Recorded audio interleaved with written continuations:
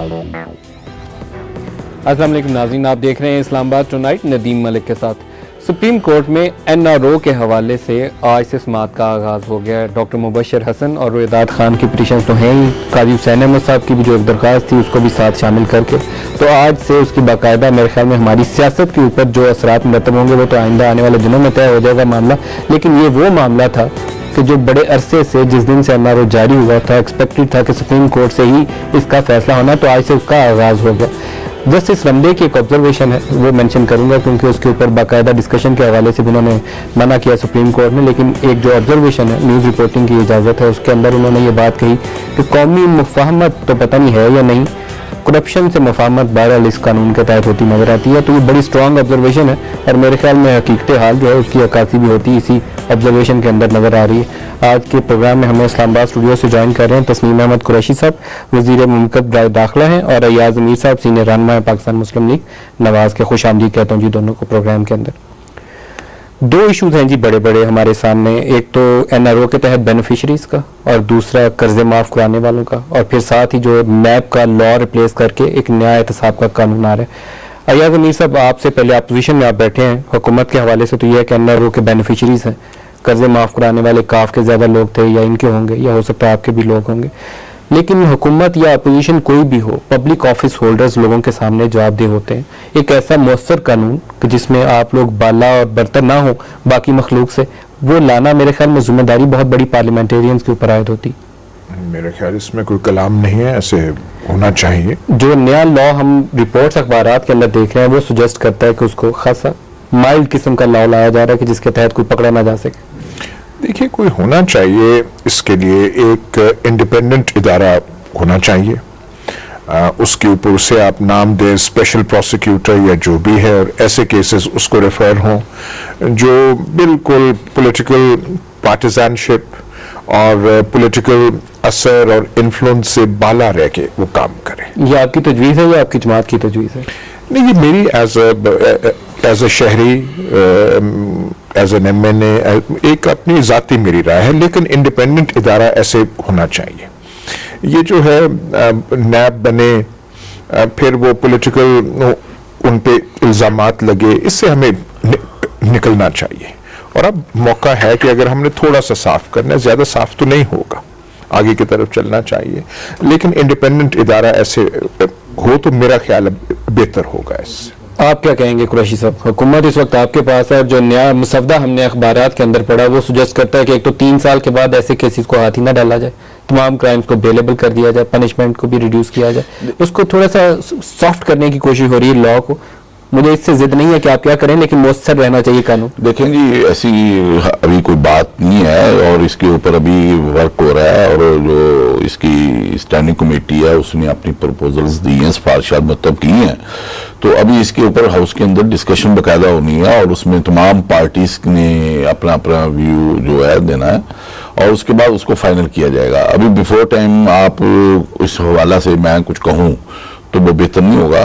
اس میں بالکل دیکھا جائے گا کہ کل خدا نخواستہ دوبارہ کوئی پولیٹیکل وکٹمائزیشن کے لیے استعمال نہ ہو، جیسے احتساب بیورو استعمال کیا گیا پہلے بھی، اور ایسے جو معاملات ہیں اس کو ہمیں بہت کلوزلی دیکھنا ہوگا۔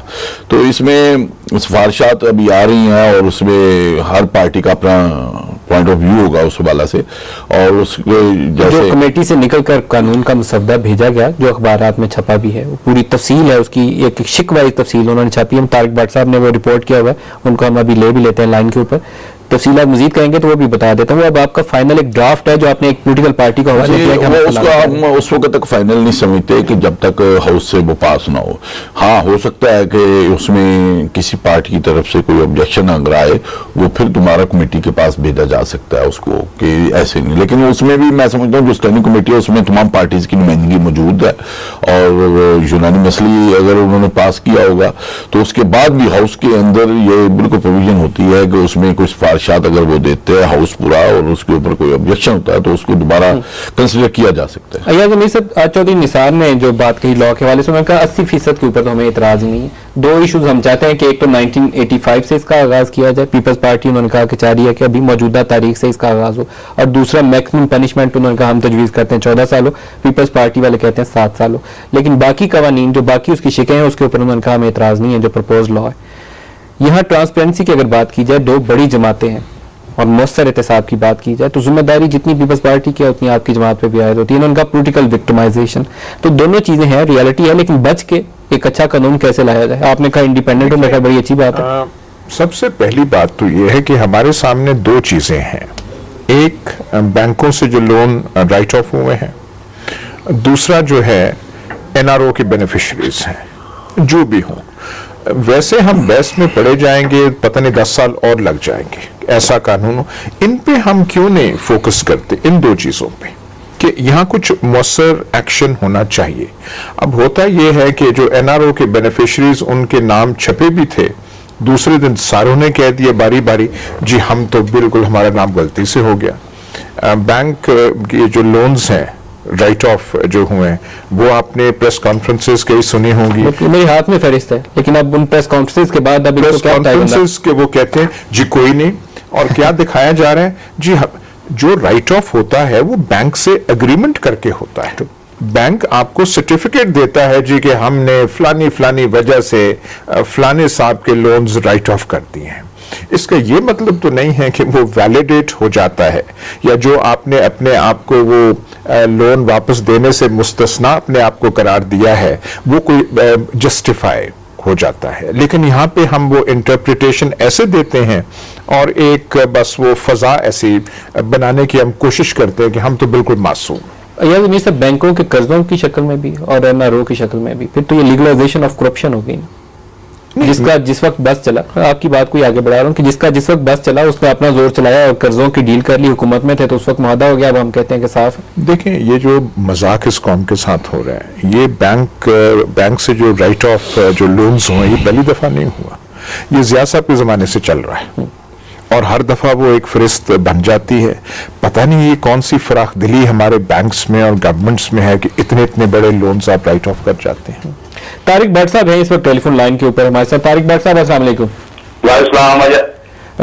भट्ट साहब, आज आपकी रिपोर्ट भी है नए एहतसाब कानून के हवाले से, ये फरमाई गई कि कौन सी नई शिकें तजवीज की गई हैं उस कानून में? अच्छा, पहले तो मेरा अय्याज अमीर साहब को और तस्नीम साहब को मेरा मेरी तरफ से अस्सलाम वालेकुम जी। वालेकुम सलाम। अच्छा, अगर जो मिनिस्टर साहब कह रहे थे कि अभी लॉ फाइनल नहीं हुआ, ये इन्होंने अपनी तरफ से तो फाइनल कर दिया है, और जो अय्याज साहब की पार्टी है उसकी भी इसमें नीम रजामंदी शामिल है, अभी फुली नहीं है। आज मुझे कुछ फोन उनके आ रहे थे कि यार ये जो आपने लिखा है कि ऑन बोर्ड है पीएमएलएन, ये गलत बात है। लेकिन मेरी इंफॉर्मेशन ये है कि इसमें खासा पीएमएलएन का भी यानी कॉन्सेंट रहा है, क्योंकि मेरे ख्याल में इस मुल्क में शायद ही कुछ आता हो बंदा के सही मानने में कोई अकाउंटेबिलिटी हो। ये तो हम अखबार वाले हैं जिसमें अय्याज साहब भी शामिल है, हम लगे रहते हैं कि अकाउंटेबिलिटी होनी चाहिए। साहब, एक चीज सुनाइएगा, आपकी खबर का जो आगाज होता है आप उसमें कह रहे हैं ये कि सुप्रीम कोर्ट के अंदर जो एनआरओ का कानून है इस वक्त, या उसके ऊपर कानून तो भी है नहीं, एक वो था ऑर्डिनेंस था जो एक्सपायर हो चुका, लैप्स कर चुका, उसकी जो बेनिफिशरीज है उसकी नेचर के ऊपर अभी सुप्रीम कोर्ट की जजमेंट आनी बाकी है।